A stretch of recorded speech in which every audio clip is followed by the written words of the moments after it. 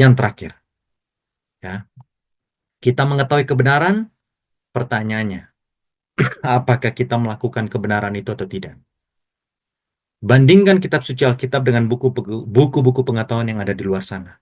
Tanpa Alkitab, kita tidak akan mengerti perihal salib. Kita akan berpikir sama seperti banyak orang di luar sana, hah, Tuhan kok mati? Ya kan?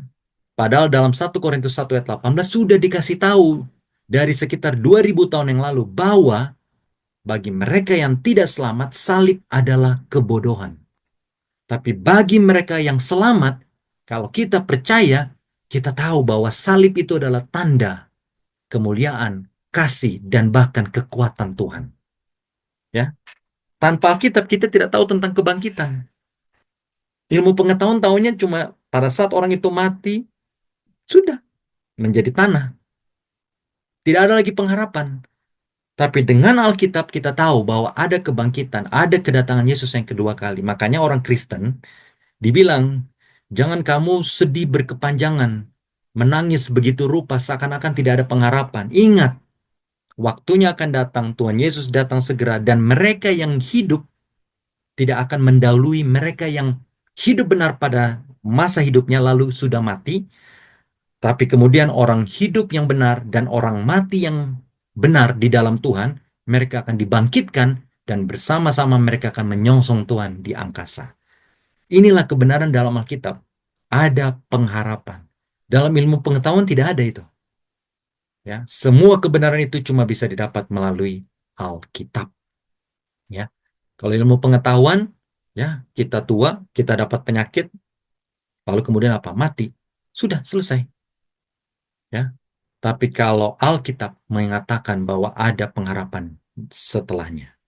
Ingat kejatuhan setan, Bapak Ibu Saudara-saudara sekalian. Dia adalah makhluk sempurna tadinya. Dengan pengetahuan yang sempurna akan keberadaan Tuhan, dia sudah hidup di surga. Ya, dia adalah malaikat, petinggi para malaikat, tapi kemudian dia berontak melawan Tuhan. Pesan apa yang kita perlu cerna, simpan pada malam ini? Mengetahui tanpa melakukan kebenaran adalah percuma. Yakobus 2:26. Iman tanpa perbuatan adalah mati. Sama seperti tubuh tanpa roh. Kalau roh kita dicabut, Bapak Ibu Saudara-saudara sekalian, kita mati. Sama juga, kita tahu kebenaran tapi kita tidak lakukan, maka kita tidak akan selamat. Ya, makanya banyak orang berpikir bahwa menjadi orang Kristen itu enak. Ya, kita akan diselamatkan kalau kita melakukan firman Tuhan. Tapi kalau kita tidak lakukan, tidak ada jaminan. Kita mungkin menjadi anggota gereja, tapi kita tidak menjadi anggota kerajaan surga. Maka kita walaupun Kristen, tapi tidak bisa masuk surga. Ada banyak ayatnya ya, Matius 7 ayat 21-23. Ya, Matius 15 ayat 7-9. Banyak ayatnya. Ya, jadi ingat, kita harus melakukan kebenaran itu. Kebenaran itu sudah memerdekakan kita dari ketidaktahuan kita, dan saatnya kita untuk melakukan kebenaran. Dan poin pentingnya lagi, manusia diberikan pilihan. Kita tidak pernah dipaksa. Ulangan 30 ayat 19, Musa mengatakan kepada bangsa Israel, aku berikan pilihan kepadamu, ya, dan alam menjadi saksi. Apakah engkau akan memilih berkat atau kutuk, hidup atau mati? Ya kan? Oleh sebab itu, turutilah perintah-perintah Tuhan, maka berkat akan menjadi bagianmu. Hidup akan menjadi bagianmu. Nah, Musa bilang, pilihlah pada hari ini.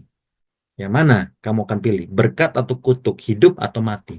Yosua juga, Yosua 24 ayat 15 kan? Pilihlah kepada siapa engkau akan beribadah. Kepada nenek, apa namanya, kepada dewa nenek moyangmu, atau dewa orang Amori, ya kepada siapa? Terserah kalian. Tapi aku dan seisi keluargaku, aku akan menyembah Tuhan Abraham, Ishak, Yakub, Tuhan alam semesta. Semua itu adalah pilihan. Tuhan tidak pernah memaksa kita untuk berbuat baik. Ya, kita yang memilih yang mana kita mau pilih. Apakah kita mau pilih kebenaran atau kepalsuan? Kita mau pilih Yesus Kristus atau nabi-nabi yang palsu yang mengatakan hal-hal lain yang di luar Alkitab. Pilihan ada di tangan kita. Yang terakhir, 1 Yohanes 2 ayat 3-6. Ini ayat terakhir yang sangat penting buat kita semua Cerna baik-baik ya. 1 Yohanes 2 ayat 3 sampai 6. Nah, kalau kita mau melakukan kebenaran, Bapak Ibu perhatikan. Dan inilah tandanya bahwa kita mengenal Allah, yaitu jikalau kita menuruti perintah-perintahnya. Makanya Yohanes 14 ayat 15 Tuhan Yesus bilang apa? Kalau engkau mengasihi aku, kamu akan menuruti segala perintah-perintahku. Barang siapa berkata aku mengenal dia, tapi ia tidak menuruti perintahnya, ia adalah seorang pendusta dan di dalamnya tidak ada kebenaran.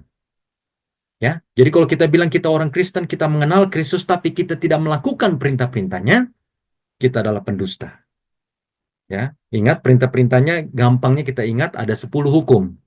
Ya, jangan ada ilah lain di hadapanku, jangan sembah patung, jangan sebut nama Tuhan dengan sembarangan, ingatlah dan kuduskanlah hari Sabat. Banyak orang Kristen melupakan hal ini. Ingatlah dan kuduskanlah hari Sabat, hormati orang tuamu, jangan membunuh, jangan berzina, jangan mencuri, jangan mengucapkan saksi dusta, dan jangan mengingini. Lakukan itu. Barang siapa menuruti firman-Nya, di dalam orang itu sungguh sudah sempurna kasih Allah. Dengan itulah kita ketahui bahwa kita ada di dalam Dia. Ayat ke-6, ayat pamungkasnya Bapak Ibu. Barang siapa mengatakan bahwa ia ada di dalam Dia, ia wajib hidup sama seperti Kristus telah hidup. Nah, ini tantangan besar. Kalau kita mengatakan bahwa kita mengenal Kristus, mengenal Tuhan Yesus, maka Dia wajib hidup sama seperti Kristus telah hidup. Kalau Kristus mengampuni, kita juga harus mengampuni. Kalau Kristus menyucikan hari Sabat, kita pun harus menyucikan hari Sabat. Kalau Kristus melakukan A, kita buat A. Kristus melakukan B, kita buat B. Jangan sampai Kristus melakukan A, tapi kita lakukan Z, misalnya. Tidak bisa. Kita harus melakukan perintah-perintah Tuhan dan hidup seperti Kristus hidup. Kenapa? Karena Dia adalah kebenaran, sumber kebenaran, Dia adalah firman Tuhan yang menjadi manusia.